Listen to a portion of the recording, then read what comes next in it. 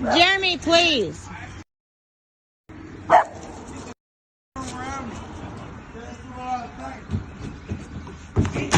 No, please. I said, back up. No, Jack. No way. You're going to It's jail or more. It's jail or more. Come on. Please, Jeremy, let him help you. Please. Don't do that to you.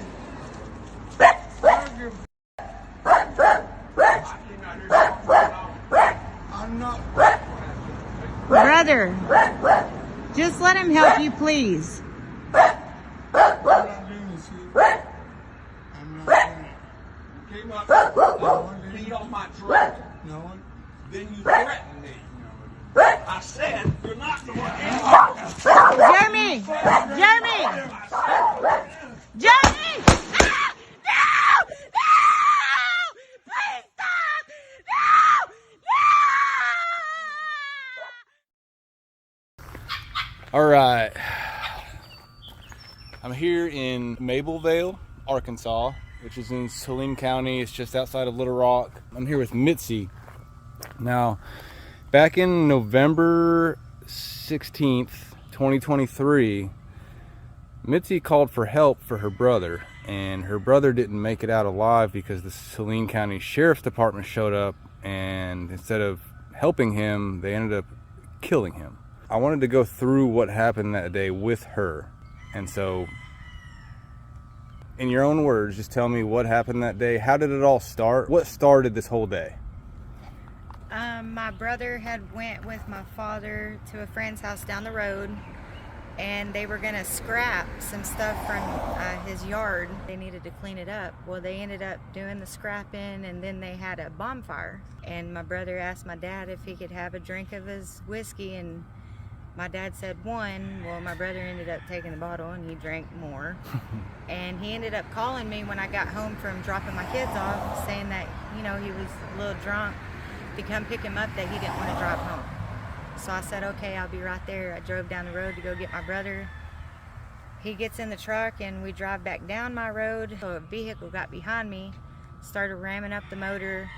I'm swerving back and forth, act like he was going to hit the rear end of my truck. So it irritated my brother. And my brother's like, slow down, sister. And I was like, I'm slow. And he was like, trying to ask the dude to back off. As I was turning in my driveway, I put my blinker on. Well, dude didn't see me. He swerved, almost hit the ditch over there, but kept going. But it was slow, and he threw his hands out the car like this, like if he wanted to fight my brother. So my brother kicks open my door, gets out in the road, and I had him by the back of the shirt. Calm down, brother. Let's just go sleep it off. How old is your brother? He was 39. He was 39. So he's just hanging out with his dad, cleaning up the yard, making some extra cash, having a few shots. He decides it's time to go home. He doesn't want to drive. He doesn't want your dad to drive. Yeah. So he calls his sister.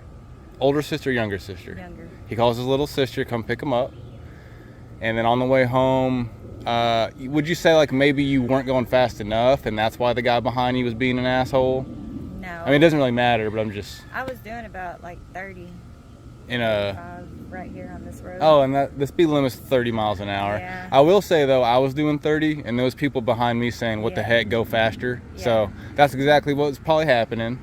You were doing the speed limit. People behind you were being assholes. Because that's what happened to me on the way here. The guy on your ass revving his engine. Yeah. And your brother's a little inebriated. You guys pull into the driveway, and he's like, "What the hell? This guy is just all over your ass this whole way." Pretty much, he thought that I was being put in danger. And my brother's always one, you know, to get us out of pickles like that, you know. He's got his little sister's back. So he jumped out of the truck, and I had him by his shirt, and I was like, no, brother, come on. Well, dude threw his hands up, going up that way. He didn't stop. Kept going. My brother turned around, and he looked at me because he was drunk. You know, he was drinking. He wasn't on his medication. He had, you know, mental health problems. And so I know how he could get and not mean it. So he looked at me and said, sister, move your truck, please, and call him out here. I can't calm myself down. I'm going to take off walking around the yard, calm myself down. So I was like, okay, brother. Well, I backed out, and I went and parked over there by that white truck. And I called 911. and I told them about the car that was behind us, and my brother had been drinking. He can't calm himself down. So your brother, he has, would you say, anger problems, or he gets excited easily? He had, he's ADHD. Okay. He had bipolar issues, kind of like schizophrenia type. They diagnosed him with a lot of stuff I can't even I gotcha. say. But like, and so he felt an episode, we'll say, sometimes he coming feels, on. Yeah, sometimes he feels like people, like if you look at him, he thinks that you're talking about him. Okay. You know? Right. When you're not, you know, so you have to explain it to him. Okay. Know? And he's smart enough to start to realize when this is happening to him, at least. Yeah. And so he's giving you the warning, hey, please call for help. I need help. Move your truck so I don't do anything to your truck or anything. Just please someone, I need someone to help calm me down. Yes. Is that that's how. And I don't want to paraphrase you. Is that what he was saying? That's pretty much how it was. Yeah. Okay. My brother was down over here. He was pacing himself, walking around the yard like, you know, like he always does with his hands behind his back. Hold his hands behind his back. Was that one of his methods? Yes, I think he told me. He holds his wrists. He'll hold his wrists, and he'll, you know, when he walks, he'll walk like that. You know, when he's trying to calm himself down. He knows it's. Is it something that gets worse and worse, or does it just kind of snap on? It's just like a snap on. It's like a snap. Then, like he'll calm himself down, and it's like it didn't. And then happen. it's okay. Okay. All right. So then what happens? I called 911 and told them about the vehicle and about my brother, and he just needs somebody out here to talk to him, you know, calm him down. Has he ever called 911 or you to have him calm down? Have you ever gotten help from them in the past? Mm-hmm. And what happens in the actually, past? He'll walk off. Like, they'll allow him to walk off, you know, to calm himself down, because that was a technique he had. So they'll show up and talk to him and say, just go for a walk. Like the guy that I'm telling you about, I don't know his name, but he used to put his arm around my brother like a human being and tell my brother it was going to be okay, you know, like he dealt with mental health too. Say, hey brother, what's going on? You can talk to me. This was another deputy at the Saline County? Yeah. Okay. Like, not all of them's bad. Right. Because the one, you know, there's a few of them that came out here and they did, you know, talk to my brother like if he was a human being. Not as if he had done something wrong. Right. Like somebody that's asking for help. Yes. Right. Not just everyone's a criminal. He's admitted himself, you know, several times trying to get himself help. You know, like, I can't judge him. He's my brother. I'm always going to stick by him. Absolutely. So you had called 911. The officer pulls up, and now this officer is Deputy Dwight McInturff. Yes. Okay. He pulls up. As he's pulling up, my brother's like kicking rocks like this, you know, just holding his hand, walking. Mm-hmm. And I guess it hit his tire. Well, he ends up throwing his truck in park, and he gets out, and he's like, my brother's just pacing himself around the tree, and he was like, get down with your hands up. He had a taser out. Instantly gets out with the taser out, get down with your hands up. And he tased my brother in the yard, but it never stuck to his shirt. So my brother kind of pulled it off and walked back over here. When my brother stood here on the porch, my front door was open with my paralyzed mom inside.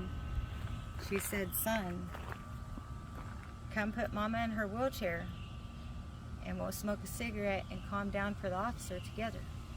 So my brother turns around to try to attempt to go help my mom in her chair. The officer runs up on the porch, grabs him by the head of the hair. He fell off and busted his head on the brick piers. And so that's where the video is going to pick up. It seems like Jeremy's trying to de-escalate, and the officer just immediately goes hands-on, grabs him by the back of the head 2 times to throw him on the ground, that I saw at least 2 times. Legitimately, anger issues aside, whatever he's diagnosed with aside, legit, if I'm on whiskey and I call for help for whatever reason and the cop shows up and then tases me immediately, and then I'm still just like, leave me alone, dude. And then he grabs me by the back of the head and throws me on the ground. And I'm like, leave me alone, dude. And then he does it again. I might make a mistake of throwing a swing too. Like, I mean, you know, hopefully I wouldn't, but hopefully no one would. But dude, for real, honestly, I probably would. Right. And see, I knew my brother wasn't trying to fight back because I know my brother. I mean, you're drunk. You just got thrown on the ground twice and tased. Like, dude, you're for nothing. That, like, it's just a reaction. Yeah. And he didn't deserve to die for it. The reason why the officer was so mad is because my brother told him to call somebody else out here because he had shot him with a taser for no reason, you know? So the officer got hostile on my brother. And he could have called for backup, or he could have maced him or something, but my brother was not a threat. He was just mouthing because he was drunk. That's it. I 100% agree. There was a lot of... He could have sat in his car and waited for backup. He could have used mace or pepper spray. He could have done a lot of things. What he should have done is waited for backup, talked to him like a human, and came here as if you were coming for help and not to kill a bad guy. So how long was... In the video, if you watch it, the video, it caught the officer saying to my brother was calm. He said, do you want to go to the morgue or do you want to go to jail? I can make that happen. McInturff showed up like he was Clint Eastwood. Yeah, like... And your brother was a bad guy. Actual cop, yes. It's ridiculous. And then how long was McInturff here before your brother got shot? What was the total time he was even here before he decided to kill him? Probably like 5-10 minutes. And so the volunteer deputy in training is the one that showed up and killed your brother within 5-10 minutes of being here. And I thought that if you were that, then you should have had your captain or lieutenant or a real cop with you to even come to a call like this. They didn't tell me where they took my brother. He was talking to me somehow in my head. And I went to UAMS. And I didn't even go to the emergency room. I went up to the 4th floor.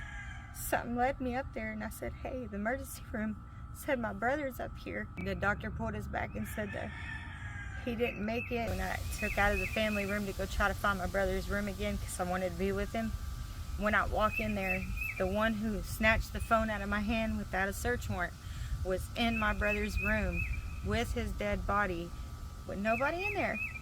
The ASP investigating officer was down the hallway at the nurse's station. Why was he around my brother? So yeah, let's get into that actually. Somebody shows up and snatches your phone because it's evidence. Yes. And who is that?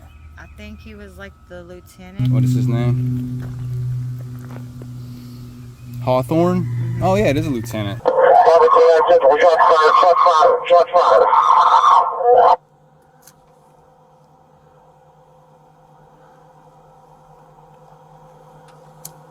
Central,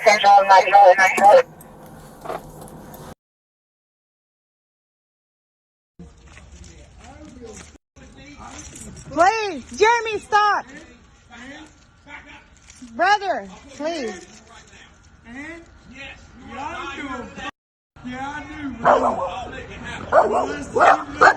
Jeremy, please stop.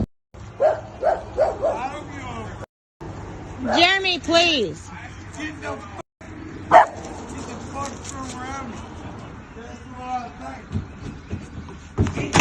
No, please. I said, back up. Not Jack. No way. You're not perfect. It's jail. It's jail. Come on. Please, Jeremy, let him help you. Please. Let's do that then.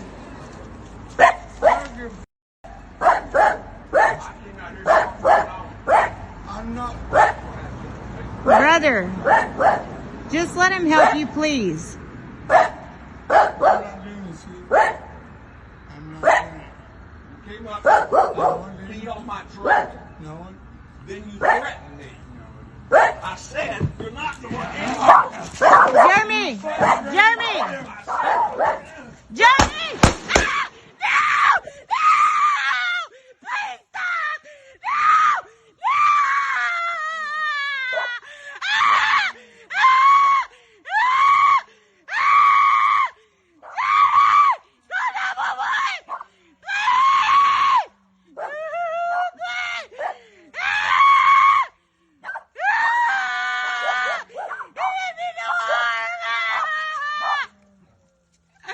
Ah!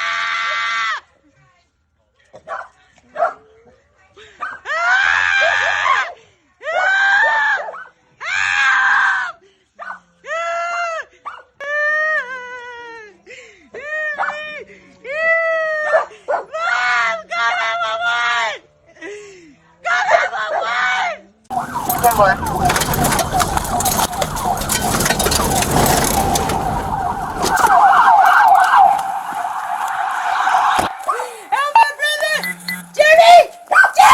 got medical. Hey, back up, man. Back up. We got medical coming. Here, come on.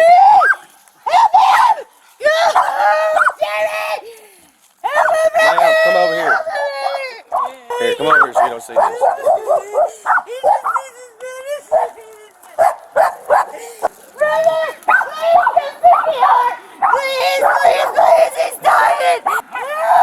Mac, start CP.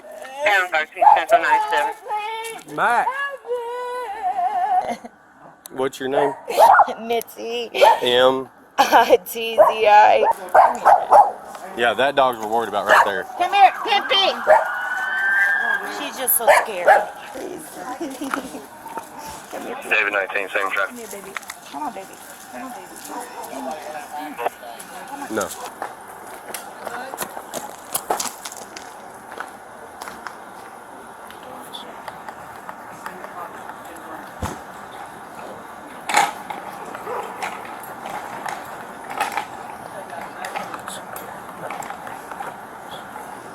Hey, would you come over here? Come on the other side. All 30 and 31. I was trying to crack my windows, but I didn't want my dog to get out.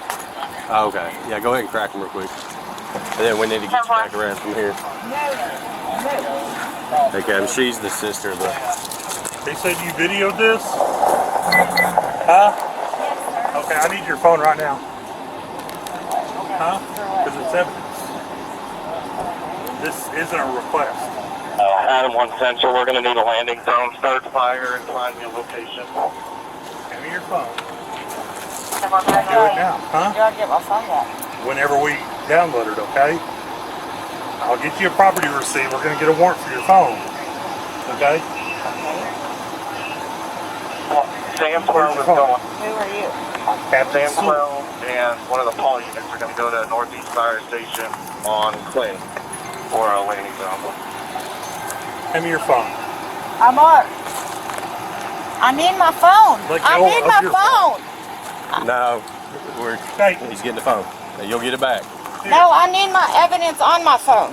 No, you'll get it eventually. But for right now, it's getting seized. Your phone is seized, okay? I need my phone for my kids. It's a legal order, okay? What am I supposed to do about my kids? You like to find other arrangements?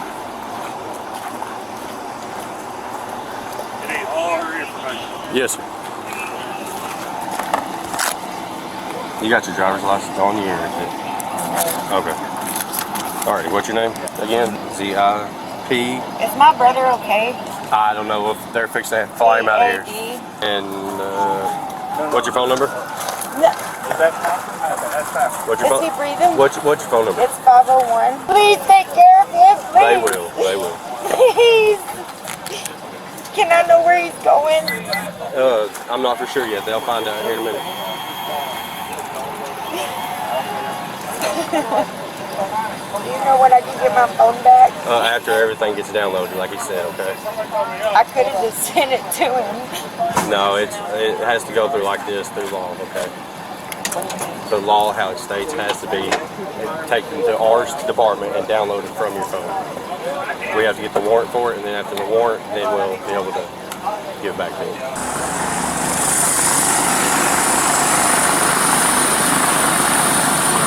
Hopefully they don't say nothing about my skid marks. I had it sideways in that yard. I slid it sideways into the yard.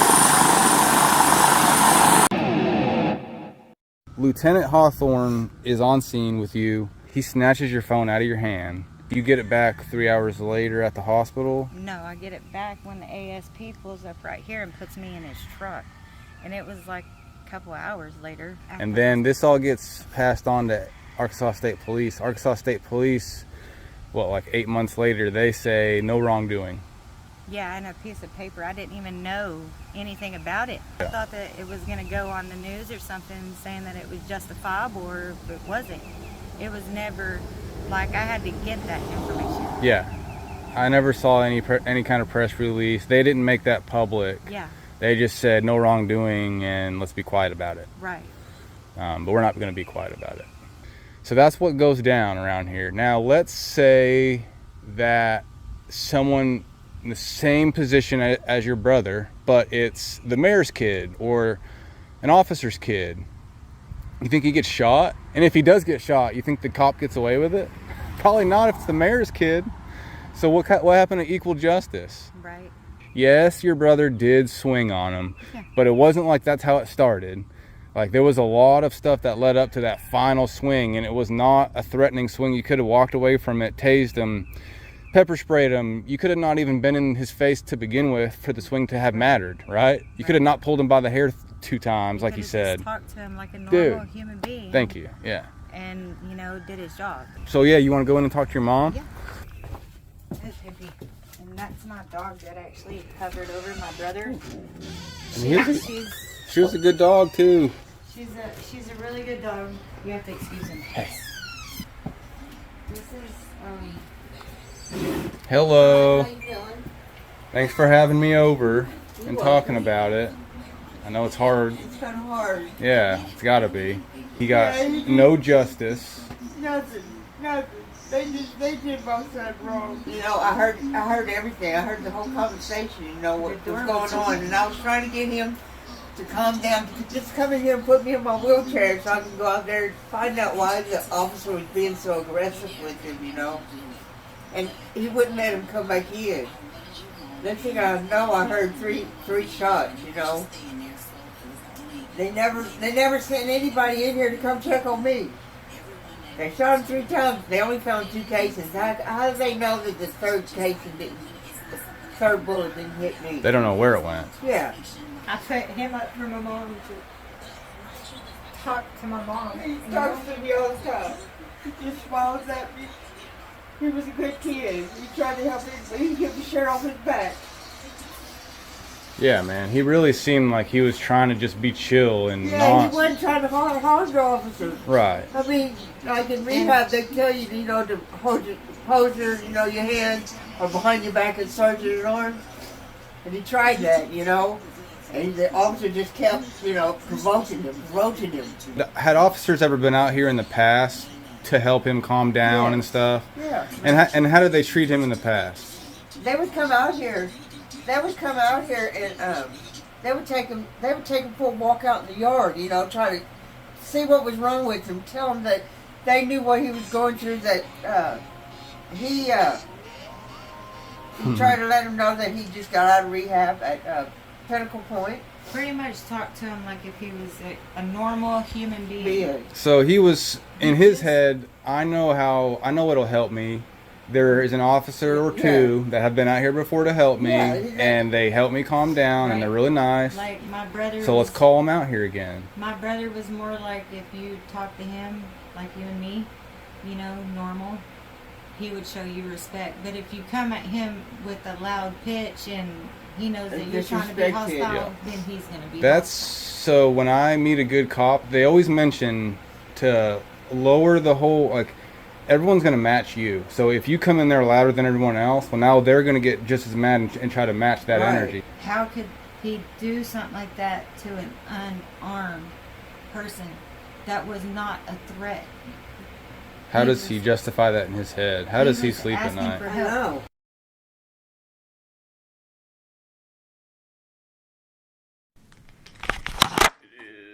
November 20th, 2023 at 2:07 p.m. We're at State Police Headquarters in Company A Conference Room. Special Agent Travis May. With me is Sergeant Jason Martin, Deputy Dwight McInturff, and his PBA representative, Mr. Chris Madison. Mr. McInturff, we're going to talk about the events that transpired last week in Saline County, okay? So just in generality, starting off, I'll just ask you to tell me what happened, and I want you to tell me what happened. You don't have to start at the beginning of your shift or anything crazy like that, but center around that call, okay? And then I'll go back and we'll ask some clarifying questions after that, okay? Fair enough. All right. Okay. First of all, I'm a reserve deputy. I'm not a full-time deputy. You guys don't get paid much. I don't take money, but I do that because I love the community, and I've helped as much as I can. Usually I work at the schools. That's usually where they'll have me, at the schools. I'm 75 years old. I'm great with the kids. The shift was short, and the shifts are always short. They needed help. I said I would help. I was out on Terrace Road when the call came out. When the call came out, I was on Terrace with another deputy on another call. My radio wasn't working. My handheld wasn't working. It was on the belt, and I showed it to him. I said, I'm not getting this call. But he got it, and I kind of listened and didn't know what was going on. I said, well, you're on this call. This doesn't look like a major deal. You know, it's a verbal disturbance, you know, between, I thought was two brothers. So I got my terminal radio off, turned it back on, and that will become important in a minute. I turned the road and I told Central, I said, I'm going to divert from this call over to Wasson Road, where this disturbance was either ongoing, happened, or already had happened. You don't know. Now, when I went that way, this is everything I had. That's the call. That's everything I had. It just says, you know, where I'm going, who called, what's going on. So I drove over there. I didn't run coded because this was not physical. And so I get over there. I turn on Wasson Road, and this house is right at the corner of Hinkey and Wasson Road. I saw nothing. I didn't see a disturbance. There was no one outside. There was no cars there. The place looked quiet. So I slowly drove by the house. I was going to drive down to the next driveway, turn around, and leave, and call the complainant to see what's going on, because I don't see anything. As I started slowly driving forward, I saw this man come out of this house. He came out of this house, so when I saw him, I stopped. And I started slowly backing up. And all of a sudden, I heard this. And I jumped. I thought I'd hit somebody. I thought I'd backed into someone. And I was looking in my mirror, and it shocked me. And I thought, what the heck, have I run over somebody? Because I didn't see anybody behind me. And then I heard it again. And I got out of my truck. That man had come out of that house and had run towards me. He run towards me. And he was beating on the side of the truck, telling me to get the off of his property. And I walked around to the back of the truck and I said, calm down. He came at me. He came at me. This was not a normal man coming at you.